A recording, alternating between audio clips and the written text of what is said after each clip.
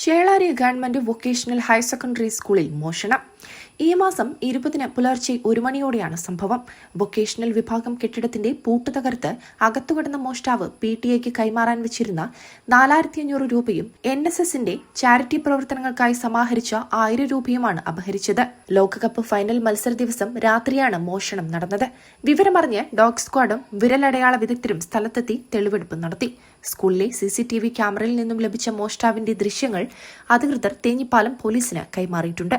സംഭവത്തിൽ സ്കൂൾ അധികൃതർ നൽകിയ പരാതിയുടെ അടിസ്ഥാനത്തിൽ കേസെടുത്ത പോലീസ് പ്രതിക്കായുള്ള അന്വേഷണം ഊർജിതമാക്കി.